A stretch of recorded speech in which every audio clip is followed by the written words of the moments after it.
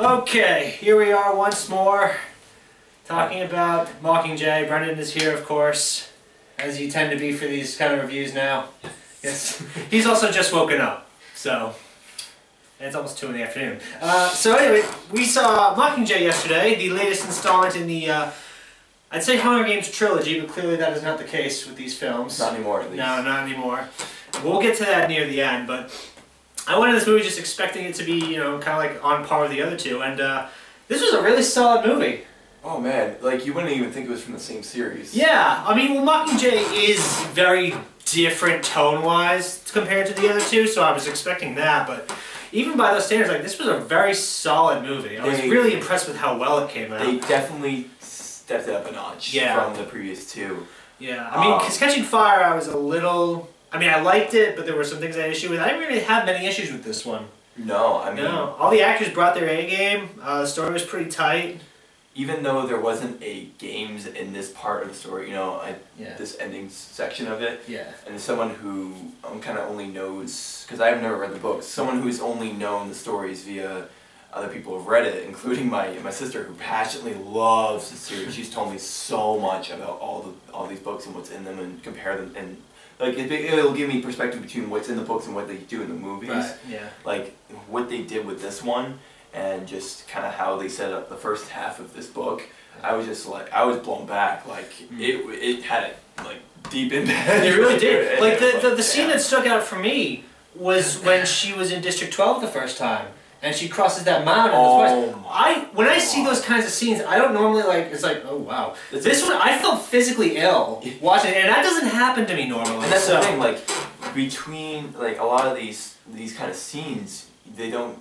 Sometimes they don't give you a great visual representation of what's going on. So when you have it in a film form, they are able to do so much more with it. And they have a lot of, you know. It was very visually impacting. And that scene.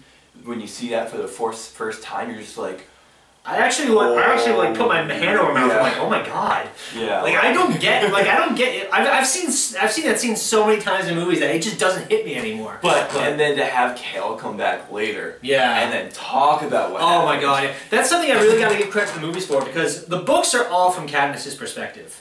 It never deviates from that. Like, it's always on her all the time. Okay. With the movies, they've done this throughout all three now. They allow more perspective. They show more of the world. Yeah. Like, you know, they show, like, when those moments where they're in the woods and they're leading those guys into a trap and blow them all to smithereens, or when they're charging the dam. Like, you don't see that in the book. So the fact that we got to see more behind the scenes is what really kind of makes these movies shine. The fact that you got to, exactly. The fact that you were able to see these districts rebelling and what they're doing to rebel, it was just. I mean, and the fact that they're literally just because they're getting mowed down. They're getting mowed the fuck out. They accomplish what they need to eventually. They're able to take over their area, but like in the at the start of what they're doing, they're just getting mowed down. It's absolute slaughterhouse. But they do come out on top, and that's what matters in the end. But just to see, like, them, it's just that self-sacrifice of just complete determination and drive towards what their goal is, and the fact that they're just they're able to just lay down. There's just no fear now. No, the fear is completely gone. Intense. It's messed up. It's intense. And like, visually, this movie is great. Acting-wise, I feel like this is probably the strongest performance. Oh man, you had a great line. Like, you had a great lineup. I mean, you thought it was a great lineup before, like the new people who threw it into this one. Yeah, I mean, they had so many they always managed to get a bunch of A-listers for these movies. I said this last time, I know,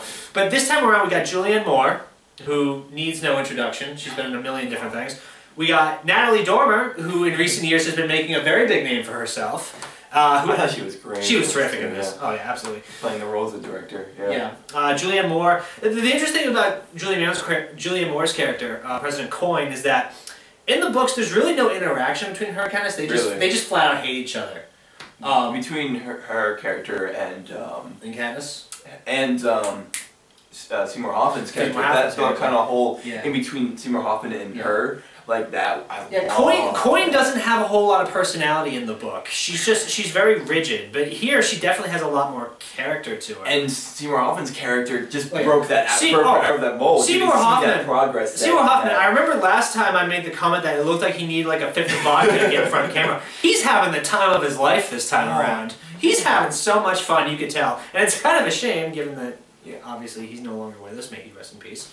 But it's a complete 180 from how he was in Catching Fire, and he's so enjoyable doing it. And the point I brought to you is that how I took it is that he was playing the part. He was playing the character that's like... He was playing the head game maker. He was being what he wanted Snow to be. Right. And now that he's at front, he's kind of trying to front this revolution, he's all about it. He do whatever he wants. Into it. Do whatever he wants. Yeah. It's really great. I think my favorite scene with him was between him and Effie. When they're in her room. And it's just like, she's like, I refuse, I will continue to be a prisoner. It's like, Miss Trinket, the door opens on the inside. You're not a prisoner here. Interactions between people like Coin and Effie, and the thing is too, he's such good at kind of breaking the mold of these people and kind of pushing them forward. I think it's also a testament of how good an actor Seymour Hoffman was. True, but like it's like subtle manipulation. If you think about it, it's almost like subtle manipulation. Very subtle manipulation. He was able to break Coin to this cold, revolution person to a, kind of very, be very motivational, and he, in a matter of minutes, was able to break Effie into. Which Elizabeth Banks, like Effie is not in Mockingjay. She's in one scene of Mockingjay and that's it. It's right at the end. Okay. But now she's actually I wouldn't say she's a major part of the movie, but she's constant. She plays a role. Yeah. And it's great because Elizabeth Banks is so great as the character. Oh yeah. And it's really nice to also kind of see how Katniss and Effie's relationship has definitely changed over the course of time. Katniss is very more open to her now, which you don't really get a whole bit of that in the book. I mean, Catching Fire you kind of do, but again, Mockingjay, she's just not in it, so we don't really get to see it after that. But now we get to see it, and it's almost like I don't want to say like a second mother kind of thing, but like they're very close now, it seems. Another thing I'd like to mention is that this is something that they've done in the past too. Is kind of just the color and the tone of the different areas. They kind of liked how they still kept that. Like in the other districts, you kind of just a very kind of, I guess, washed out feeling, and when you're in the capital, it's nice and bright and shiny. Until the lights go out, but yeah. But it was like amplified because of what was going on in this, and you could just see that contrast between the two areas, and it was just like, I mean, you got that feel from the second one when they were doing the tour and all that, and you see that stark difference. But in this, it's just kind of just how those two differences were. It for whatever reason made it even more so. Yeah. Let's see, what else can we talk about? I guess I really need to talk about Jennifer Lawrence, because, I mean, yeah, she's been in a lot of films, and you can kind of make the argument that she's getting kind of overrated, but then you watch her performance in this movie, and it's like, well, it's totally deserved. And the thing is, because she's fucking awesome in this movie. And I keep making this up, the fact that, the entire part of this, it's like a propaganda war, so there's kind of like, there's like directing within, it's like there's film within a film, and the thing is they're playing like she's kind of playing like a bad actor, kind of quote unquote, and then you see when she puts her in that natural situation how she's amazing. Yeah, like and it's just like you think about this in a film aspect, and you're just like, holy crap! Yeah, exactly. No, it's really she just like every emotional performance that is needed, she delivers. It's like the scene where the hospital gets bombed. She's so great in that. Like you can tell, it's like really is shaking her up, and she's pissed. Is that to par to how it happens in the book? That's exactly what happens in the book. Yeah, the hospital gets bombed after she just visited all these. And she just has like the most emotional. Yeah, and she just completely freaks out, and that's basically the first propaganda thing that they do, and obviously an effective one.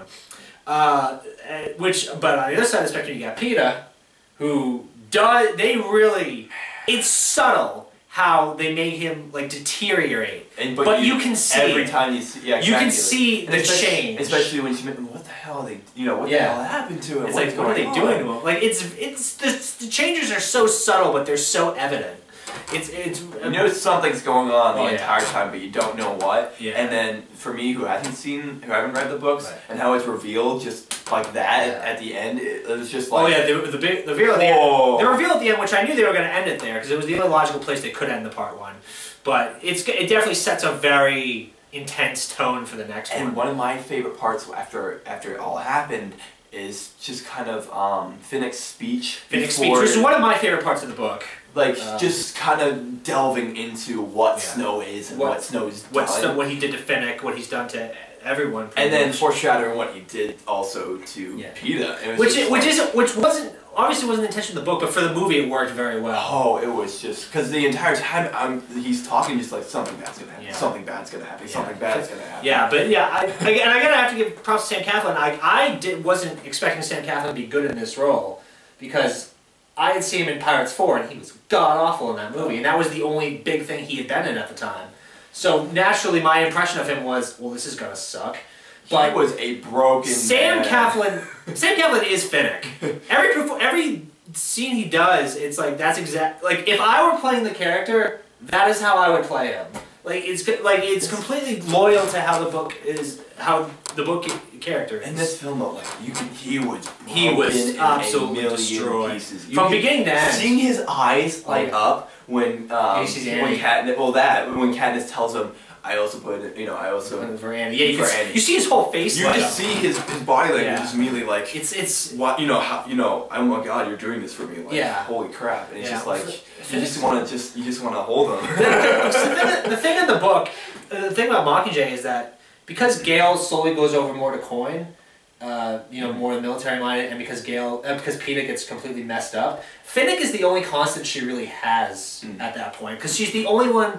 I guess Haymitch, but Haymitch is kind of, older and more drunk. But Finnick understands her in a way that the other characters don't, and that's really important for her to have. And like he's really there. He's there for her in pretty much any breakdown moment she has. Speaking of Haymitch, the few times you get to see Harrelson in this film, I loved every single time. You can't not love Woody Harrelson. I know, but he's so good in the role. And him being grumpy sober, it's just every single time he had something a part of that movie, it was when he's running on the board. Oh, I'm sorry. I hope this was important. And like that scene between Haymitch he knows her so well. He does. That's why I said I guess Haymitch as well. Yeah. But that scene between Haymitch and Effie, like he's like, I like you better sober. I know for a fact Lynn is gonna love that because she ships them so hard. Oh my god. But yeah, Woody Harrelson. I mean, Woody Harrelson is amazing. There's really nothing to say about that. Gale's character in this, you could. Gale. Yeah, sorry. He's definitely you can tell he's maturing. He was just a very strong character role in this. Yeah, he's needed to. Yeah. I mean, and the way he kind of which I guess you kind of were understanding that whole scene in the kitchen. Yeah. He was basically saying, I don't need your pity. That's the only way I can get your attention. And he's like, you'll get over it. And I was just like, that was someone that I went to you and I was like, ouch. You're like, what? I was just like, oh my god. Yeah, I mean, it's actually in a way it kind of puts to rest the love triangle thing because I think that's really him kind of giving up. Like he's like, Yeah, but you never know what they'll do with it. But at the same time, I mean, he's just kind of being like, you know what, you'll get over it. And I guess the last actor to talk about, because I need to talk about him, Jeffrey Wright, BT. Oh, Jeffrey Wright is such a phenomenal actor, and I'm glad he's getting more roles. I love him as that character. Yeah, as BT, he was great on Boardwalk Empire. He's such a good actor.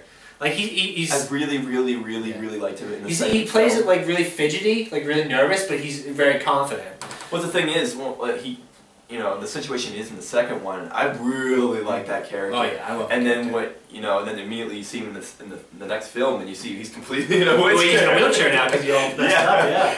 But he's still the same, very confident technician. Yeah. And you're just like, I mean, the action scenes they got. We sat in a surround sound theater, by the way. We got a special treat. You're welcome. That was him. We got a special treat for this one. Oh man. So every action scene that we got was like amplified times 12. And the screen itself was like this special high def white, like even whiter white. We spared no expense for this viewing. Let me tell you, viewers. It was really so every time there's a machine. So every time during the hospital scene, whenever those bombers were overhead. Yeah, it was literally sounding like they were going behind you and then coming back around. Jesus Christ. Holy crap. It was messed up. The extraction scene was intense. I mean, I knew how it was going to end. See, you knew, I didn't. You didn't. I knew. I'm literally like. But even still, I was like. And especially with the Katniss and Snow scene, because that's not in the book at all. Yeah, they don't meet until they don't talk to each other until the very end of the book. But as I was seeing, like the entire time, I'm just kind of like, something bad's gonna happen. Yeah, something bad's gonna happen. Yeah. Oh my god! I thought they were gonna yeah, because like that whole scene. Because in the book, Katniss's thing is that she does basically what Finnick does and talks about the first time she met Peeta and all that and what she means to her. And this time, it's basically just getting in front of Snow and distracting him. Well, the thing is, it wasn't because he knew. He knew, but that was what her intention was. That was what her intention was to do that. Man. So and he looked like a freaking. Well, Donald Sutherland has been doing this for a very long time. Oh my god! In that at the last moment, he's just like Donald Sutherland. Donald Sutherland has been around for a very long time. He knows what he gets very good at. Well, I mean, just in general, he's got that kind of face. But the fact that he's still remaining calm and collected, but he's just the animation of his face is just like, okay, I want to hide. Okay, you know what? Okay, no thanks. Yeah, he's scary. He's a very scary, imposing character. Very subtle, but very imposing big bad guy. Oh yeah. I guess that cover covers it. I mean. The film basically leaves off with Peeta is now the other half of the book, which I guess leads to the final thing I want to talk about. There's been a trend since Harry Potter of the last book being split into 2 movies. Like we've done it with Harry Potter now, we've done it with Twilight now. I hear the last Divergent book's going to be in 2. Even though it's already No, never mind. Okay. I was thinking Hobbit, but that's alright. Like, it's already one book being split up to 3. Yeah. They're not making 2 parts of the last one. No. Okay. I mean, there's always been this big argument, like, do you really need to have 2 films? My stance on it is, it depends on the size of the book and it depends on what goes on in the book. If you can't get that much content across in a way that works in that amount of time, then you're trying to cram too much into one story. Yeah. And you can't have a 4-hour movie. It's just, as much as you why did they make 4 hours, it's draining. You're exhausted by the end of the film. One thing with the Harry Potter stuff, they cut stuff out of that left and right. Oh yeah, it's like that be brought up with fans all the time. Dude, but movie 3 and movie 4 cut out so much. And honestly, it's like, because they removed so much. They still cut stuff out of the last one, but I thought they did a good job of separating the 2. Because the thing is, there was a lot that went on in Harry Potter that you could justify 2 movies. I don't know if there's enough that goes on in Divergent that you need 2 movies, but... See, I don't know enough about Divergent either. Twilight, you didn't need... Breaking Dawn, you didn't need 2 movies, because there wasn't... You could have cut out a lot of that movie, it could have just been 1 movie. With Mockingjay, there is enough that goes on in Mockingjay that you can warrant 2 films, because there's still a very good chunk of book. The thing is, too, is that they did cover a lot of stuff that you didn't get to see in the book. And the thing... And they're adding all this... Exactly, because... They're adding... And it's all relevant. Hunger Games has actually... That half story. Hunger Games has done a very good job of being faithful. I mean, they've always cut stuff like, side note, they finally mentioned the Avoxes in this movie, even though the Avoxes are in every book. Like, the guy with his tongue cut out. Yeah, like, he's been in every book, but they cut the original Avox characters, they cut him out of the first 2 movies. So now we're bringing it up, and it's about damn time. Well, and obviously, it fits very well for this. And obviously, Madge, who is the one who gave Katniss the pin in the books, the Mockingjay pin, she's not in the movies whatsoever. So that was something that a lot of people took umbrage with. But aside from little things, like, Hunger Games has done a very good job of staying faithful while also adding new material. Well, that's the thing. Like, the first 2, I believe... See, the second one, from what I hear, they cut out a lot of kind of most of it was the Tor stuff, but they still cut out a lot of the Tor stuff. Well, yeah, because but it worked for that self-contained story. It worked for that story. They did that same for the first and the second. Right. For this movie, they're adding a lot of extra kind of stuff that was going on, but you didn't necessarily get to see in the book. Right. So because they're adding that much, where they didn't necessarily do that much in the first and the second, it kind of it makes sense that they're setting up to be that self-contained, well, not really self-contained story, but self-contained arc within that book, and then they're gonna finish up the rest of it.